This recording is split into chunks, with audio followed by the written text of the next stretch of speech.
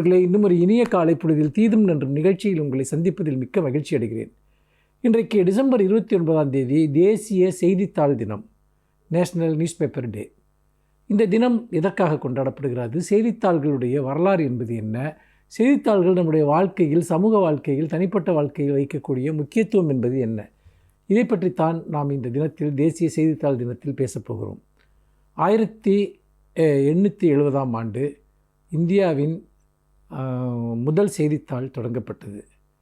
James ஹிக்கி என்பவர் இந்த செய்தித்தாளை பெங்காலில் தொடங்கினார். ஹிக்கிஸ் கெசட் என்பதுதான் அதனுடைய பெயர்.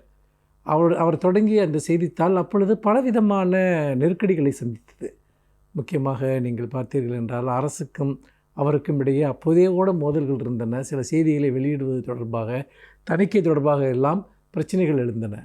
ஆனால் அதற்கு பிறகு செய்தித்தாள் என்பது ஒரு மிகப்பெரிய இயக்கமாக வளர்ந்தது, மாறியது. இன்னும் சொல்லப்போனால், இந்தியாவில் தோற்றுவிக்கப்பட்ட முதல் தொடர்பியல் சாதனமே செய்தித்தாள் என்றுதான் சொல்ல வேண்டும். அதற்கு பிறகுதான் ரேடியோ வந்தது, அதற்கு பிறகுதான் தொலைக்காட்சி போன்றவை எல்லாம் வந்தன. இன்றைக்கு நாம் இன்டர்நெட் யுகம் வரைக்கும் வந்துவிட்டோம். ஆனால் முதல் செய்தித்தாள் நாட்டின் ஒரு பகுதியில் நடப்பதை பிற பகுதிகளில் இருப்பவர்கள் அறிந்து கொள்வதற்கு ஒரு மிகப்பெரிய வாய்ப்பை செய்தித்தாள்கள் தான் உருவாக்கின. ஒரு ஊரில் செய்தித்தாள் படிப்பவர் என்பவர் அந்த ஊரில் மிகவும் விவரமான கற்றறிந்த மனிதர் என பெரும்பான்மை மக்கள் கல்வியறிவில்லாத இந்தியா போன்ற ஒரு நாட்டில் இருந்தது வியப்பு அல்ல. அப்படி இருக்கிற போது ஒரு மனிதர் ஒரு செய்தித்தாளை படித்து அந்த செய்திகளை ஊரில் இருக்கக்கூடிய பலரும் தெரிந்து கொள்வது ஒரு காலத்தில் நடைமுறையில் இருந்தது. அப்படி செய்தித்தாள் என்பது ஒரு சக்தி வாய்ந்த கருவியாக திகழ்ந்தது என்று சொல்லலாம்.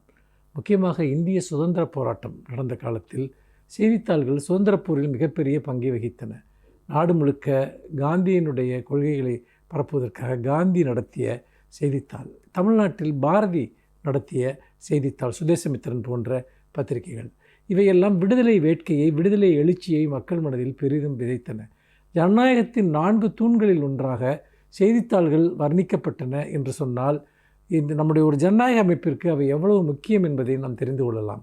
செய்தித்தாள்கள் என்பது நிறைகுறைகளை சீர்தூக்கி பார்க்கவும், உண்மைகளை வெளிப்படுத்தவும், மக்களுக்கும் அரசுக்கும் இடையே, மக்களுக்கும் அமைப்புகளுக்கும் இடையே ஒரு தொடர்பியல் சாதனமாகவும் அவை திகழ்ந்தது என்று சொல்லலாம்.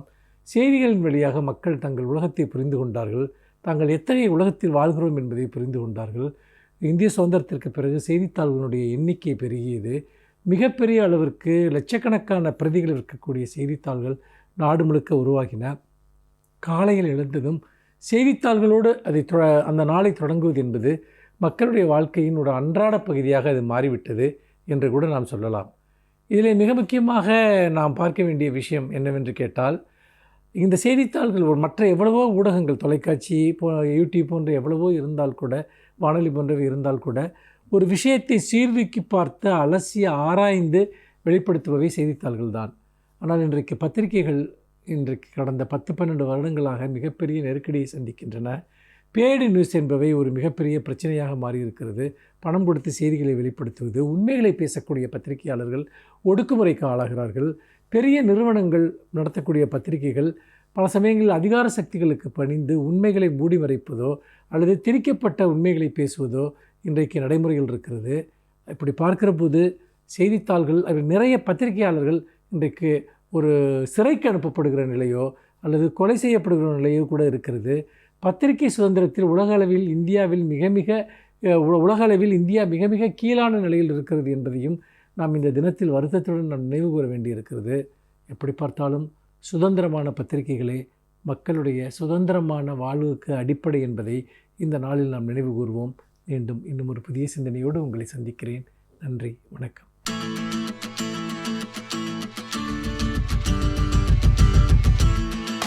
அனைவருக்கும் என் அன்பு வணக்கம்.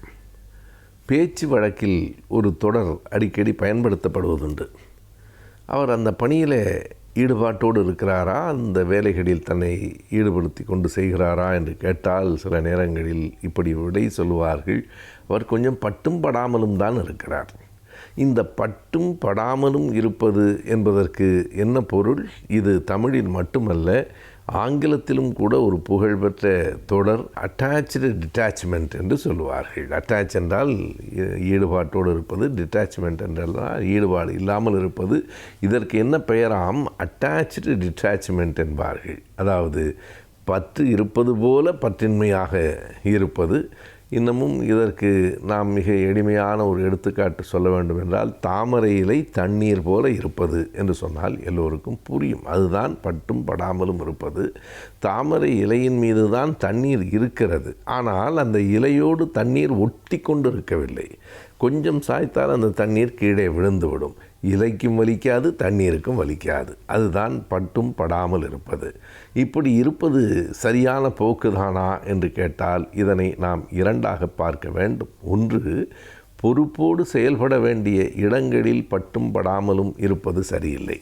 ஆனால் பதவிகள், பொறுப்புகள் இவைகளில் அமர்ந்திருக்கும் போது அந்த வேலைகளில் முழுமையாக ஈடுபட வேண்டும். அந்த பதவிகளில் பட்டும் படாமலும் இருக்க வேண்டும். இதுதான் அது இரண்டுக்கும் இருக்கிற வேறுபாடு. இந்த பொறுப்பிலே இருக்கிற வரையில் இந்த பொறுப்புக்கு என்னென்ன வேலைகள் உண்டோ அவற்றில் கவனமாக இருக்க வேண்டும், முழு ஈடுபாட்டோடு செய்ய வேண்டும். ஆனால் இந்த நாற்காலி மிஞ்சுமா மிஞ்சாதா என்று கேட்டால், மிஞ்சினாலும் சரி மிஞ்சாவிட்டாலும் சரி என்று பட்டும் படாமலும் இருக்க வேண்டும். அப்படி பட்டும் படாமலும் இருப்பது பொறுப்பற்ற தன்மையா? இல்லை, அது பற்றற்ற தன்மை. ஏன் இரண்டையும் சேர்த்து சொல்லுகிறார்கள்? டிட்டாச்ட் அட்டாச்மெண்ட் என்று ஏன் சொல்லுகிறார்கள் என்றால், அதற்கு ஒரு காரணம் இருக்கிறது. வேலைகளில் ஈடுபாடு இருக்கிறது, பதவியில் ஈடுபாடு இல்லை என்பதுதான். பதவியிலே ஈடுபாடு இருந்தால் அதை இழக்க நேர்கிற போது அது ஒரு மிகப்பெரிய வலியை தரும். நாம் பார்க்கிறோம், நம்முடைய உடம்பிலே கூட ஒரு பஞ்சு மேலே வைத்திருந்தால் எடுப்பது எளிது. ஒரு பிளாஸ்திரியை ஒட்டியிருந்தால் அதை எடுக்கும்போது நமக்கு வலிக்கும். அதுதான் இயற்கையானது. ஏனென்றால் பிளாஸ்திரி என்பது உடம்பில் ஒட்டி கொண்டிருக்கிறது, பஞ்சு என்பது ஒட்டியும் ஒட்டாமலும் இருக்கிறது. நாம் கடமைகளில் பிளாஸ்திரி போல இருக்க வேண்டும், பதவிகளில் பஞ்சு போல இருக்க வேண்டும் என்கிற ஒரு விதமான உளவியல் சார்ந்த கருத்து தான் இது. இப்படி உளவியல் சார்ந்த கருத்துகள் பல நேரங்களில் பல உண்மைகளை நமக்கு எடுத்து காட்டும். இப்படி பட்டும் படாமல் இருக்கிறவர்கள், அதாவது தாமரை இலை தண்ணீராக இருக்கிறவர்கள், எந்த ஒன்றையும் இழக்கும் போது பெரிய துயரத்துக்கு ஆளாகிவிட மாட்டார்கள். ஒன்றை நாம் நினைவிலே கொள்ள வேண்டும் இல்லையா? இந்த உலகத்தில் எதுவும் நிலையானதில்லை. இன்றைக்கு நாம் ஒரு பெரிய பொறுப்பிலே இருக்கலாம். பழைய கவிதை ஒன்று உண்டு, இன்றைக்கு ராஜா நீங்கள், என்றைக்கும் ராஜா இல்லை. அந்த மன்னர்கள் காலத்திலேயே கூட மன்னராக இருக்கிற ஒருவர் எப்போதும் மன்னர் இல்லை. 10 ஆண்டுகளுக்கு பிறகு, 100 ஆண்டுகளுக்கு பிறகு அவர் இருந்த இடம் தெரியாமல் போய்விடலாம். சில மன்னர்கள் வரலாற்றில் இடம்பெறுவார்கள், சில மன்னர்கள் மக்களின் நெஞ்சில் இடம்பெறுவார்கள், சிலர் அவர்களின் அமைச்சரவையில் கூட இடம்பெற மாட்டார்கள். எதுவும் நிலையானதல்ல. இன்றைக்கு இருக்கிற எதுவும் நாளைக்கு இல்லாமல் போகலாம். எனவே அதற்கான ஒரு புரிதலோடு, இது நமக்கு சாகும் வரை நம்மோடு தான் இருக்கும் என்று கருதாமல், ஆனால் இருக்கும் வரை அதனோடு நாம் ஈடுபாட்டோடு அந்த பணிகளில் இருக்க வேண்டும் என்கிற புரிதல் நமக்கு வந்து சேர வேண்டும் என்பதற்காகத்தான் எல்லா மொழிகளிலும் இப்படி ஒரு தொடர் இருக்கிறது என்று நமக்கு புரிகிறது. ஏனென்றால் தாமரை இலை தண்ணீர் போல என்று கேட்டால் யாரை கேட்டாலும் விளக்கம் சொல்லிவிடுவார்கள், அது புரிகிறது. அதே போல் ஆங்கிலத்திலும் இந்த டிட்டாச்ட் அட்டாச்மெண்ட் என்கிற அந்த தொடர் இருக்கிறது. எனவே ஒன்றை உளவியல் ரீதியாக நாம் புரிந்து கொள்ள வேண்டும். பதவிகள் வரும் போகும், ஆனால் இருக்கிற வரை, அந்த பதவியில் இருக்கிற வரை பொறுப்புகளில் ஈடுபாட்டோடு இருக்க வேண்டுமே தவிர பதவிகளில் அல்ல என்பதை புரிந்து கொண்டால், என்றைக்கும் எந்த பதவியாவது நம்மை விட்டு போனால் அது ஒரு நாளும் நமக்குள் ஒரு வலியை ஏற்படுத்தாது, வந்து போன ஒன்றாகத்தான் இருக்கும் என்பதற்காகவே இப்படி பட்டும் படாமல் இரு என்று நம்முடைய முன்னோர்கள் சொல்லி கொடுத்திருக்க கூடும்.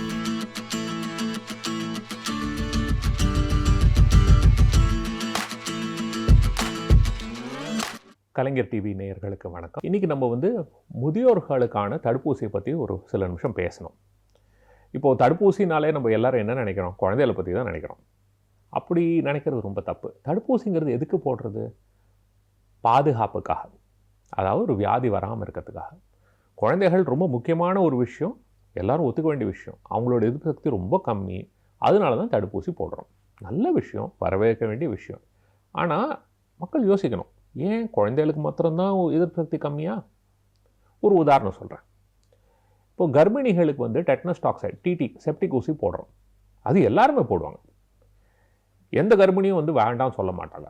ஆனால் கர்ப்பிணிகளுக்கா டெட்னஸ் வருது, ஏன் போடுறோம்? அது ஒரு 50 வருஷம் பின்னாடி வந்து பார்க்கணும். முக்கால்வாசி டாக்டர்களுக்கே இது ஏன்னு தெரியறதில்ல. ஒரு 50 வருஷம் பின்னாடி போய் பார்த்தா அது ஞாபகம் வரும். அந்த காலத்தில் என்ன ஆகும்னா, கர்ப்பிணிகளுக்கெல்லாம் டெலிவரி ஹாஸ்பிட்டல்லாம் நடக்காது, அங்கங்கே வயல்லே நடக்கும். அப்போ என்ன ஆகும், இந்த தொப்புள் கொடியாக இருக்கிறதுக்கு அவங்ககிட்ட ஸ்டெரைலாக வந்து ஸ்பெஷலாக பிளேடெல்லாம் வச்சுருக்க மாட்டாங்க. அந்த அருவா கத்தி எதாவது இருக்கோ அதை வச்சு வெட்டுவாங்க. என்ன ஆகும், டெட்டனஸ் வரும். முக்கியமாக குழந்தை தப்பிக்கிறது ரொம்ப கஷ்டம். சில சமயம் அம்மாவுக்கே ஆபத்தாக முடிகிறதுக்கு வாய்ப்பு இருக்குது. இது வராமல் இருக்கிறதுக்காக தான் இந்த டிடி இன்ஜெக்ஷன், செப்டிக் இன்ஜெக்ஷன் எல்லா கர்ப்பிணிகளுக்கும் போடணுங்கிறது வந்து ஒரு விதிமுறையாக செஞ்சோம். அது போட்டதுலேருந்து பாருங்கள், குழந்தைகளுக்கும் இல்லை அம்மாவுக்கும் இல்லை, இன்ஃபேக்ட் அது எதுக்கு போடுறோங்கிறதே யாருக்கும் தெரியறதில்ல. அந்த அளவு வேலை செய்கிறது. ஆனால் இது எதுக்காக செய்கிறது, வராமல் இருக்கிறதுக்கு. வயசு பொறுத்தது இல்லை, அந்த ரிஸ்க்கை பொறுத்து இருக்குது. யாருக்கு ஆபத்துங்கிறதோ அவங்கள பாதுகாக்கணுங்கிறதுக்காக செய்கிறது. எதுக்காக அவ்வளோ தூரம் சொல்கிறேன்னா, எதிர்ப்பு சக்திங்கிறது வந்து ஒரு சமநிலையில் இருக்கிறது இல்லை.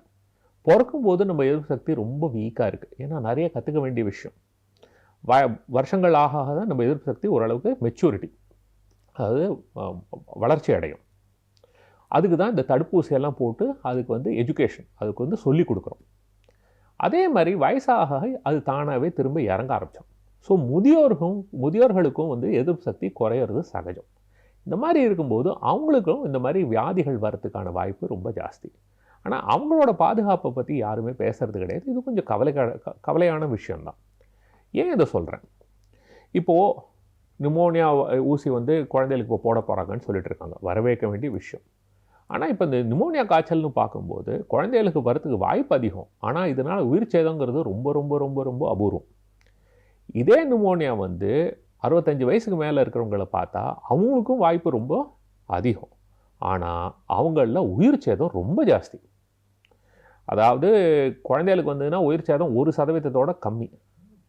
இதுவே முதியோருக்கு வந்தால் மினிமம் 10% உயிர் சேதம், மினிமம் 10%. என்ன தான் ஆன்டிபயோட்டிக் கொடுத்து, என்ன தான் ஐசியூவில் வச்சு, என்ன தான் 5 ஸ்டார் ஹாஸ்பிட்டலில் பார்த்தாலும் மினிமம் குறைஞ்சது 10% மக்களுக்கு இது உயிருக்கு ஆபத்தாக முடியும். அப்போ அவங்கள பாதுகாக்கிறது நம்மளோட கடமை இல்லையா?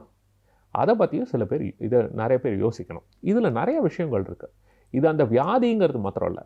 இப்போது எல்லோரும் இப்போது மருத்துவ ரீதியாக எங்களுக்கு என்ன புரிஞ்சிருக்குன்னா, இந்த ஃப்ளூ வியாதியோ இல்லை நிமோனியா வியாதியோ வந்ததுன்னா அவ்வளோ தாக்கம் தேவையில்லை. ஒரு லைட்டாக வந்தால் கூட அதை தாண்டி அதை பின்னாடியே வந்து இருதயத்தில் பிரச்சனை வரதுக்கு வாய்ப்பு இருக்குது. அதாவது ஹார்ட் அட்டாக், மாரடைப்பு வரதுக்கு வாய்ப்பு இருக்குது, லக்வான் வரதுக்கு வாய்ப்பு இருக்குது, ஹார்ட் ஃபெயிலியர், அதாவது இருதய பம்பிங் குறையிறதுக்கான வாய்ப்புகள், இந்த மாதிரி நிறைய பிரச்சனைகள் வரதுக்கு வாய்ப்பு இருக்குது. அதனால் இந்த தடுப்பூசிகள் போட்டால் அதெல்லாம் குறைக்கிறதுக்கு வாய்ப்பு உண்டு அப்படிங்கிற ஒரு நம்பிக்கை. அதனால தான் இப்போ நிறையா சொசைட்டின்னு சொல்லுவாங்க, அதாவது heart failure society, critical care society, அந்த மாதிரி அவங்க வந்து கைட்லைன் கொடுப்பாங்க. அதாவது இந்த மாதிரி செஞ்சால் நல்ல விஷயம் அப்படின்னு. அவங்க எல்லாருமே என்ன சொல்கிறாங்கன்னா, முதியோர்களுக்கு தடுப்பூசி போடுறது ரொம்ப ரொம்ப முக்கியம். இதனால் தேவையில்லாத உயிர் சேதத்தை குறைக்க முடியும், தேவையில்லாத பல பிரச்சனைகளையும் குறைக்கிறதுக்கு வாய்ப்பு இருக்குது. அதாவது லக்வான்லேருந்து மாரடைப்புலேருந்து நிறைய விஷயத்தை குறைக்க முடியும்னு ஒரு நம்பிக்கை. முக்கியமாக எல்லாருக்குமே தெரிஞ்ச விஷயம், ஒரு முதியோருக்கு வந்து ஹாஸ்பிட்டலில் போய் சேர்ந்தா அவங்க படுற அவஸ்தை எல்லாருக்குமே தெரியுமே. ஏன்னா ஹாஸ்பிட்டல் போய் சேர்ந்தால் ஒரு வியாதிக்காக போய் சேருவாங்க, பல வியாதிகள் வந்து சேரும்.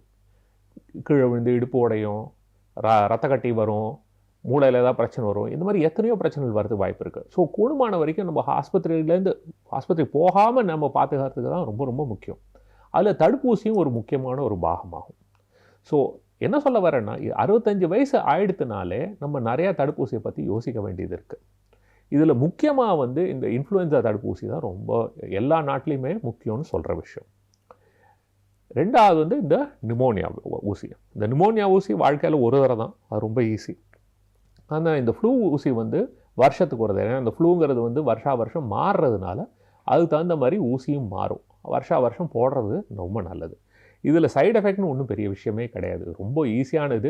கர்ப்பிணிகளுக்கே கொடுக்குறோம், அந்த மாதிரி இருக்கும்போது ஏன் கவலைப்படணும்?